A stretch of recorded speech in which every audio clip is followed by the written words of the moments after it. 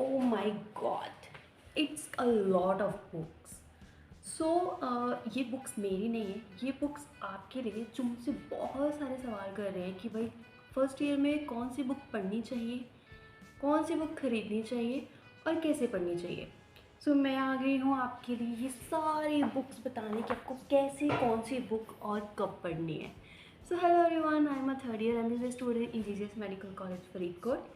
तो बहुत सारे स्टूडेंट के सवाल हो रहे थे मुझसे कि भाई अब हमें एडमिशन तो मिल गया है फर्स्ट ईयर में, और अब हमें ये बता दो कि कौन सी बुक कैसे और कब और कहाँ से लेके पढ़नी है।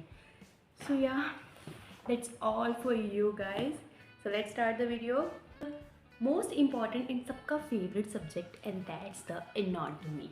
सो ऑफकोर्स ये सबका फेवरेट सब्जेक्ट तो होता है, लेकिन वो सिर्फ फर्स्ट ईयर में आने से पहले।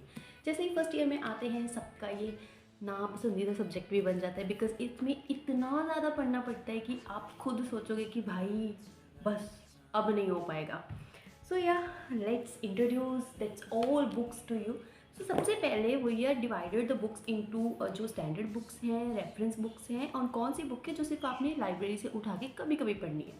ठीक है, तो सबसे पहले मैं बताऊँ कि सबसे इम्पॉर्टेंट और जो बाइबल बुक है आपकी एनाटॉमी है वो सिर्फ एक ही है, और वो है बी डी चौरसिया। ये आपको उल्टा दिख रहा होगा बिकॉज मेरे कैमरा जो है वो फ्रंट की तरफ है। तो ये है आपकी बाइबल जो आपने हर टाइम बस यही पढ़नी है, और ये है आपकी B D Chaurasia.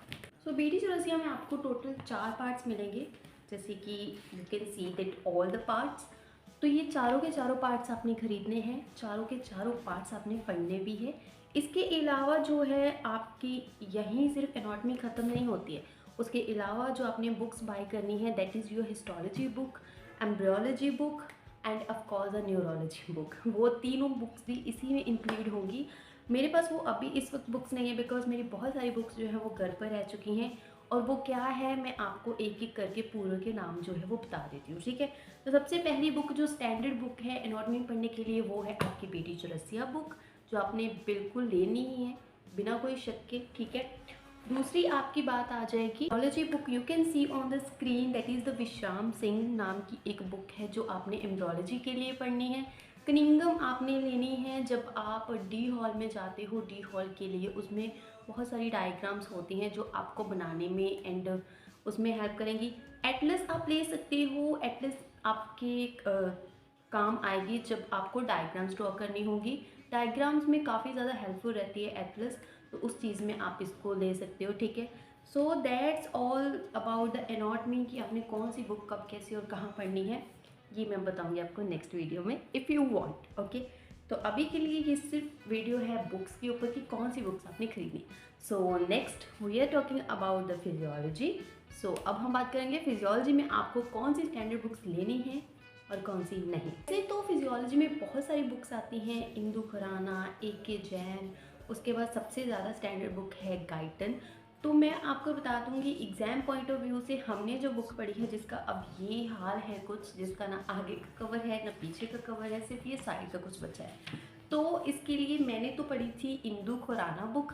Exam point of view से दैट्स गुड अगर आपको इजीली पढ़नी है तो, बट अगर आपको अपने कंसेप्ट क्लियर करने हैं तो you can choose Guyton and A K Jain. Of course Guyton आपके बहुत सारे कंसेप्ट क्लियर कर सकती है, बट गाइटन में बहुत ज़्यादा वास्ट लिखा होता है जिसके लिए you need a lot of time.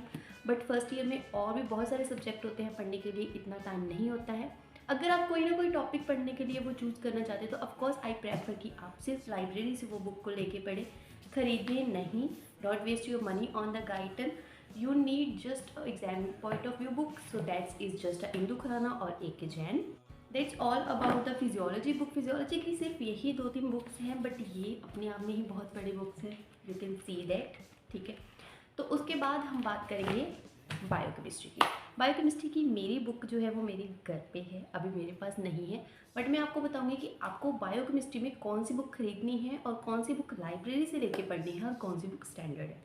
वैसे तो बायोकेमिस्ट्री में जो स्टैंडर्ड बुक है that is the Harper illustrated, but student friendly और जो बुक आपने लेनी है वो है आपकी, या तो आप सत्यनारायण ले सकते हो या फिर आप वासुदेवा ले सकते हो। ठीक है, ये दोनों book exam point of view से बहुत अच्छी हैं, इजी लैंग्वेज है, अंडरस्टैंडिंग इजी हो जाती है इनमें, तो ये बुक्स आप ज़रूर जो है वो ले लो। ठीक है, और ज़्यादा इधर उधर से जितना ज़्यादा सुनोगे उतनी बुक्स आपको मिलती रहेंगी, बहुत सारी बुक्स हैं। सो जो मैं बता रही हूँ सिर्फ वही पढ़नी है, ठीक है। तो ये आपका ब्रीफ था कि कौन सी बुक्स आपने कब कैसे कहाँ पढ़नी है, ये मैंने नहीं बताया है।